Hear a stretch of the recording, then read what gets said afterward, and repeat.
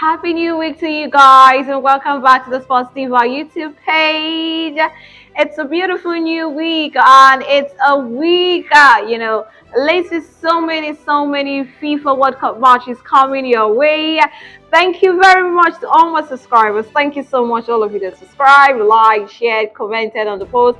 I love you guys. Thank you. The love was so massive. The love is massive. Thank you, and I need you to, share, tell your friends, to tell a friend.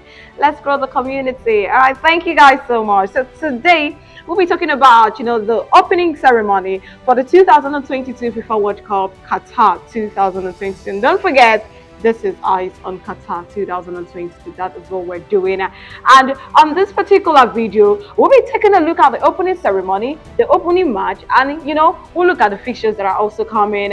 And it was a flamboyant, opening ceremony yesterday coming from Qatar. You had the likes of Morgan Freeman, and it was beautiful.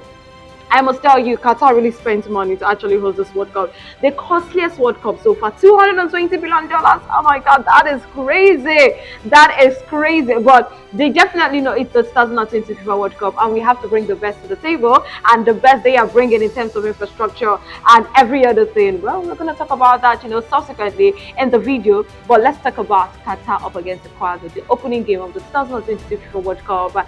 And it was a game that a lot of us expected the host nation to actually do a lot better. Remember, no host nation has actually lost a FIFA World Cup opening match. So a lot was at stake for Qatar yesterday against Ecuador, but it did not just go their way. Because 3 minutes into that game, we had a controversy, and we had a goal ruled out for offside. We're definitely going to talk about that goal, because I'm here to explain. I'm here to, shed more light on the reason why that goal was actually ruled out for offside. I'm here to, throw more light on that, so that we'll get to understand why that particular goal was ruled out for offside.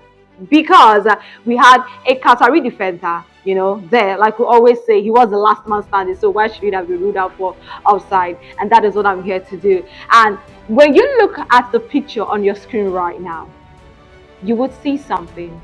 Now, it's simple. What you're going to see is, you're going to see a last man standing, a Qatar defender who is the last man standing. You're going to see Ecuador player, you're going to see the goalkeeper and another Ecuador player. You're going to see other Qatari defenders there. Now you want to ask yourself, how come it was an offside when we have a last man standing? That is what I'm here to do, to shed more light on the reason why the VAR actually correctly ruled it out for offside. Now, when you look at the law 11 of FIFA's laws of the game, it stipulates that a player is in an offside position if any part of the head, like any part of the head, feet or body, is closer to the opponent's goal line than the second to the last defender and the ball. Now look at where the emphasis is coming from. The second to the last defender and the ball. Now let's go back to the image on the screen. The defender was the last defender, not the second to the last defender. He was the last defender, sorry. Now let's look at the second image. I'm definitely going to come back to the first image, but let's look at the second image. Let's try to zoom it a little. The adverts are trying to help us. Now look at the foot of the Ecuador player. I need you to have that mental image in your head, because we're going back to the first picture right now. Take a good look at that particular image. Let's go back to the first image. Now when you zoom the first image, you would see the red line, you will see the green line. Now, what the green light stipulates is, okay, this particular group of players are not offside. Now, look at the red line. Now, look at that foot we saw in the second picture. That foot is above the second to the last defender. Second to the last Qatar defender.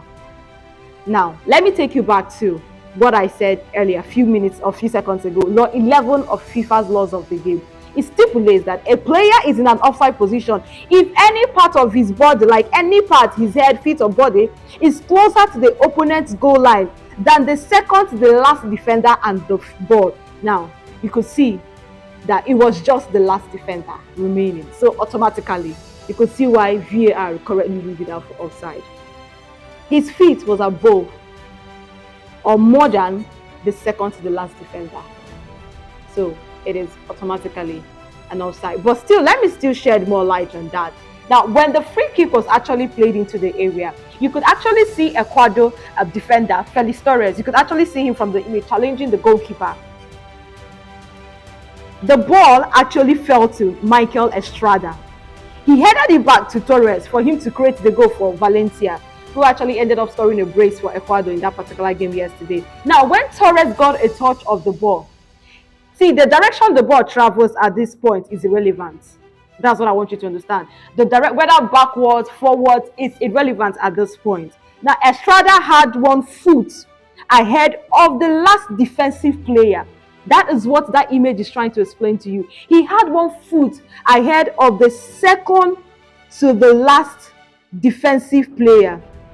Remember, FIFA rule stipulates, let me take us back there, that any part of a player is in an offside position if any part of his head, feet, or body is closer to the opponent's goal line than the second to last defender and the ball. Now, in this situation, with the first picture you're seeing on the screen right now, you could see that Estrada had one foot ahead of the second last defender, who was Abdulkarim Hazim. So yeah, the VAR took longer than expected, because the offside VAR, they had to be certain that the ball did not come off Torres. See, without that touch from Torres,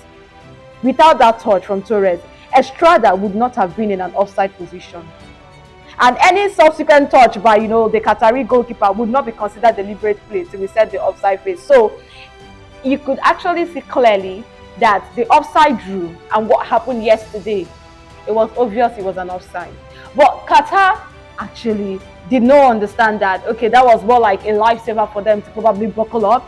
And for Ecuador, it was an opportunity for them to keep the pressure, and they actually piled the pressure more on Qatar, and Valencia getting that first goal via penalty, and again getting another goal in the second half, and Ecuador got off their World Cup campaign to a beautiful start, and that means Qatar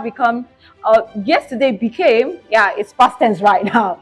Yesterday became the first host nation to actually lose an opening game in a World Cup match. Not a good record for Qatar, but they still have opportunity against Senegal and Netherlands. But for Ecuador, it is 3 points in the bag. So you see, it's just all about the 2022 FIFA World Cup opening game, Qatar up against Ecuador. And I'm telling you, the semi-automated, offside technology actually helped a lot. And this is why technology is actually a beautiful thing. And quickly, we have matches coming up today at 5 o'clock. Senegal will be taking on Netherlands, and that will be completing the Group A matches that commenced yesterday. And in Group B, 2 o'clock will be England up against Iran. And again, 8 o'clock, we'll see United States of America take on Wales. These are the fixtures we're expecting today. All I need you to do is subscribe, turn on your notification bell, that's what I need you to do. Like, share, comment. Please tell a friend to tell a friend to tell a friend. And next time I come your way, definitely, I'm coming with results of matches that happened today and matches you're expecting. I still remain your baby girl, the sports diva. You have a beautiful day.